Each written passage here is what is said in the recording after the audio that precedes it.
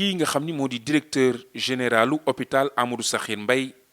dàq nañu ko mel na ni mbir mi ba léegi jeexagul ci lii nga xam ni moo di faatub soxna si wandoon lor te waroon wasin mu di Astou Sokhna gannaaw ba nga xamee ni lii nga xam ni lañ ko toppee ci wàllu yoon li tegu ci ndoddam moom en tant que kilifa ci établissement de santé bi di Amadou Sakhir Mbaye ci Louga directeur ba dana jël ay dëbësam gannaaw ba ñu dajalee rapport yi di élément d'information yi ñu am docteur Amadou Gueye Diouf jëlee nañ ko ci li nga xam ni moo di responsabilité yi mu amoon gannaaw conseil des ministres bi am ci àllarba bi ci njëlbeen ji ñu fàttali ni juróom-ñaari fan ci weeru avril 2022 parquet bi nga xam ni moo di tribunal grande instance bu Louga jot na plainte Alaaji Moodu Mbuup bi nga xam ni daf ko def jëmale ko ci responsable ñi nga xam ñoo di kilifa centre hospitalier Amadou Sakhir Mbaye bu Louga jàpp na ni dañu sàggante waaye it wàllu nit ku nga xam ni dafa nekkoon ci jafe-jafe mu di soxnaam kii nga xam ni moo di sëriñ bi Mbuup doon am mu naqarlu dafa jàpp ni soxnaam bañ ko indee ci bërëb bii ñuy fajee Astou Sokhna ci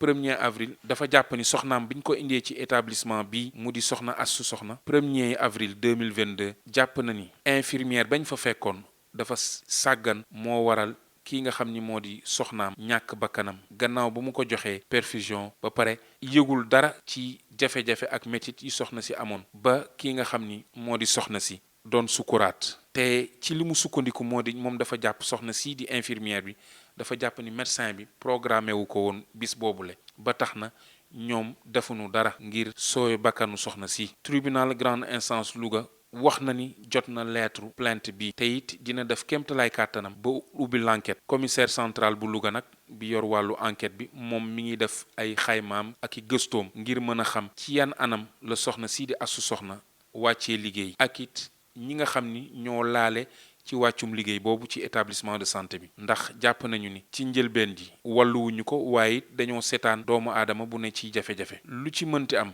lii nga xam ni moo di dossier soxna si wandoon lor te waroon wasin yamagul fii ndaxte kii nga xam ni moo di ministre bi yor wàllu wér-gu-yaram ak action sociale dafa nar a jubal ci conférence de presse ngir mën a leeral lii am ci établissement santé publique yi ban taxawaay la ci nguur gi war a am. Le décès de la dame Astou Sokhna à l'hôpital Amadou Sakhir Mbaye de Louga n'est pas encore à son épilogue.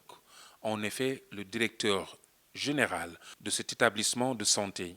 a été limogé. Au-delà des poursuites pénales qui pèsent sur sa tête en tant qu'autorité morale, le directeur de l'hôpital Amadou Sakhir Mbaye de Louga peut faire ses valises. En effet, révélant les éléments du rapport interne concernant le décès d'Astou Sokhna,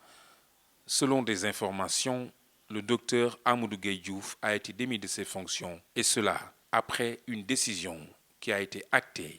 en Conseil des ministres ce mercredi. Il faut rappeler que de prime abord, le 7 avril 2022, le parquet, près le tribunal de grande instance de Louga, a reçu une plainte d'huissier Moodu Mbuup dirigée contre les responsables du centre hospitalier Amadou Sakhir Mbaye de Louga pour négligence et non-assistance à une personne en danger, lesquels, selon le plaignant, ont conduit au décès de son épouse Astou Sokhna intervenu le 1er avril 2022 au sein du dit établissement. Dans sa plainte, le sieur Mbuup dénonçait le comportement de l'infirmière de garde de l'hôpital qui, après avoir admis son épouse dans une chambre et l'avoir mise en sous-perfusion, était resté insensible aux complaintes de la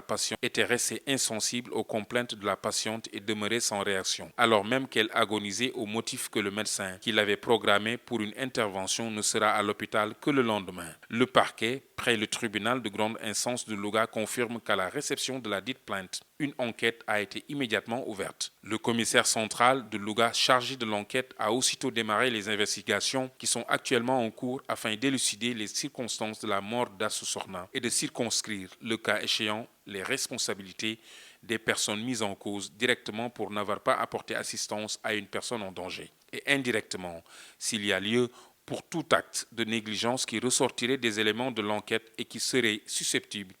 de revêtir la qualification d'homicide involontaire au regard de l'extrême gravité des faits dénoncés. La plainte déposée est actuellement traitée avec toute la diligence requise et s'ils sont avérés, la loi sera appliquée dans toute sa rigueur en vue de traduire le ou les présumés auteurs devant la juridiction compétente. En attendant, le ministre en charge de la Santé et de l'Action sociale, Abdoulaye Diouf Sarr, va procéder à une conférence de presse d'éclairage sur la situation qui prévaut au niveau des établissements publics de santé.